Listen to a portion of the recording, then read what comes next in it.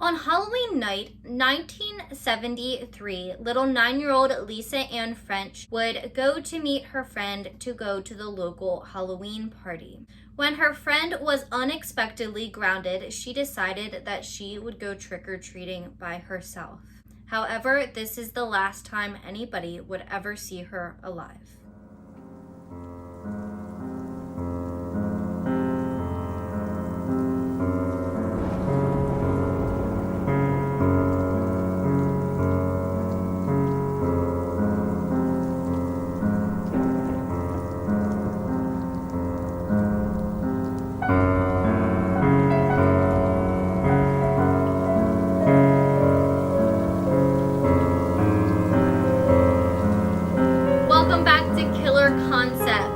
Where we talk about all things true crime. My name's Peyton. If you're new here, make sure to hit that red subscribe button down below and turn on your post notifications so that you do not miss a thing. Welcome back to Halloweek. We are on Wednesday, our third episode out of the 5, and we are talking about Gerald Turner and the murder of 9-year-old Lisa Ann French on Halloween night in 1973. This story takes place in Fond du Lac, Wisconsin. Fond du Lac, Wisconsin actually has the highest amount of milk production out of the counties in Wisconsin and is the third highest in dairy cattle. A 9-year-old Lisa Frank lived in Fond du Lac, Wisconsin with her mother and her stepfather. She was a pretty average little girl and she was super sweet. So as any little kid would be, she was excited to go trick-or-treating on October 31st, Halloween night in 1973. Little Lisa French wanted to dress up as a butterfly, but her mom told her that it was too cold outside, and so she ended up dressing as a hobo. Lisa wore duct tape jeans, a green parka, freckles on her face, and a floppy hat. After 6 p.m., when it was dark outside, Lisa French left alone from her house to go meet up with one of her little friends to go to Pumpkin Place. Pumpkin Place was a small Halloween party that the community would hold for the neighborhood children so that they could all get together and play in a safe environment. However, Lisa's friend would unexpectedly get grounded and she was not allowed to go out for the night. So instead of going to a Pumpkin Place, Lisa French decided that she was going to go trick-or-treating alone. She was super young, she was only 9 years old, and it sounds crazy to me that she would go by herself, but it also was the 1970s and times were a little bit different. People weren't as worried about things happening to their children. So as we know, Lisa had made it to 2 houses and had gotten candy from them when she went to the third. The third house that Lisa would stop at would belong to Gerald Turner. Turner was in his mid-20s at the time, and he worked as a machinist for the Soo Line Railroad. Turner was divorced, and he had 2 children, but he also currently had a girlfriend. Lisa actually knew Gerald Turner. Turner and his girlfriend actually had rented the duplex that was attached to Lisa's parents' house at one time. And she would go over and she would play with their children. And so she was very comfortable with Turner. So when Gerald Turner invited her in on Halloween night in 1973, Lisa accepted. But this decision would become fatal because when she got inside, Turner would take her back to his bedroom and rape and murder the little 9-year-old girl. Turner would later tell the police that when Lisa appeared in his doorway, he was highly sexually motivated, and that's why he invited her inside.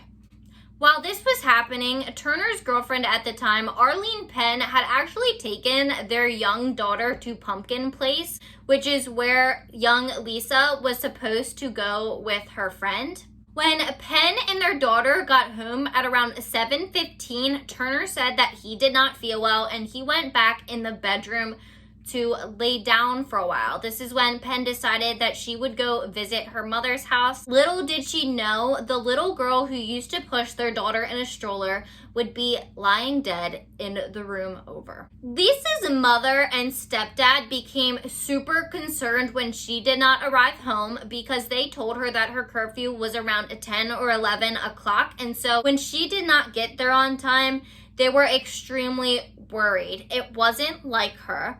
And so they started calling neighbors and friends and family to try and see if anybody had seen or heard from Lisa, but nobody had. The whole neighborhood began to look for the little girl. They printed thousands of flyers and posted them in their windows, but nobody was finding her anywhere. The police were searching and they weren't finding any signs of her. The next few days after Lisa's murder, when she was still missing, thousands of volunteers appeared in the town to help search for the little girl. Still, there was no sign of her as they combed the area. The community was so invested and involved in trying to find Lisa that there had been local gas stations that had actually given out free gas to searchers in order to help find her. Sadly, on November 3rd, 1973, when a farmer was driving his tractor down a country road, he would see two trash bags that were hidden under some brush on the side of the road. When the farmer went over and he opened the one trash bag, he found the grisly discovery of 9-year-old Lisa Ann French's dead and naked body. The community began to grieve the loss of young Lisa. And I mean the community. Everybody was grieving and everybody was super upset about what had happened to this little girl. And who wouldn't be? Such a young child never deserves that kind of fate. We saw that in the last video I did for Halloweek, where we talked about Timothy O'Brien. He had also had a terrible Halloween fate as well. So while the community and family grieved the loss of such a sweet young girl, police began to question everybody. They were questioning family, friends, neighbors, anybody who could know anything about what happened to young Lisa French. The police immediately started to suspect Gerald Turner, and they actually had started questioning him the day after Lisa went missing, which was even before her body was found. This is because when police were questioning neighbors and people from the community, they had found out that Lisa had visited 2 houses for trick-or-treating, and the third she visited was Turner's, and nobody ever saw her after she had made the stop at his house. First, Turner denied any involvement with the disappearance and murder of 9-year-old Lisa French, but months had gone by and police continued to question him on and off. So 9 months later, in August of 1974, Gerald Turner would confess to the rape and murder of 9-year-old Lisa Ann French. Even though Turner originally confessed to the rape and murder of Lisa French, when he would go to trial, he would actually recant his statement and say that he was just pressured by the police to confess. However, at trial, Gerald Turner would be found guilty and sentenced to 38.5 years in prison.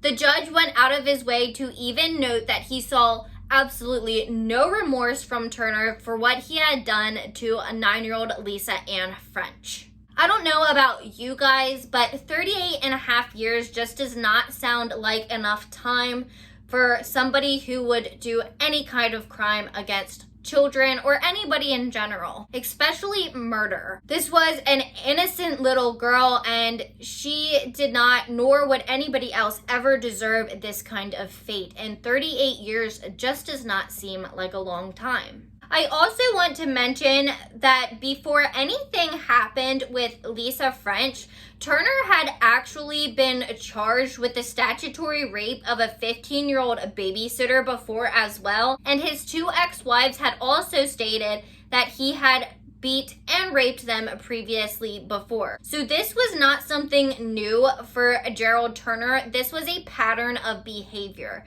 And this is just another reason why his sentence was not long enough.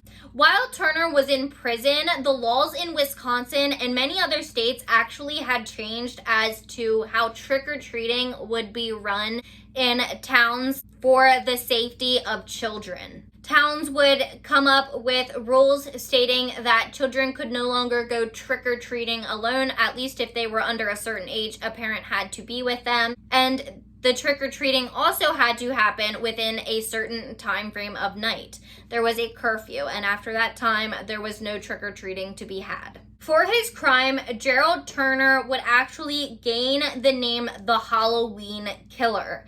And as I said, he was only sentenced to 38 and a half years of prison. And at the time, he was in his mid to late 20s when he committed the crime. And so this would give him a chance to get out on parole. So in 1992, Gerald Turner would actually be released on parole after 17 years of prison, and he would be sent to a halfway house. However, Turner would not be out for long because a year after, in 1993, Turner would actually be ordered back to prison when a judge said that the state had miscalculated Turner's sentence. But it would not end here. After years of legal battle, in 1998, Turner would actually be released again to a halfway house. And in 2003, he would go back to prison for having possession of pornography. And this is when he would do 15 more years in prison. Gerald Turner would, though, serve his 15-year sentence, and at age 69 in 2018, he would be freed to roam the streets of Wisconsin.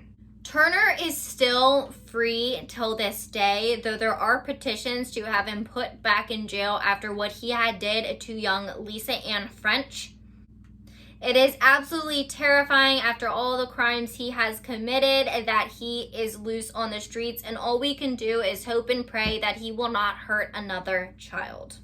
I want to remind you to hold your kids very close and dear because things happen when we least expect it. So make sure to make the most of any moment you have with anybody you love. As I said in my last video, child crimes are my absolute least favorite.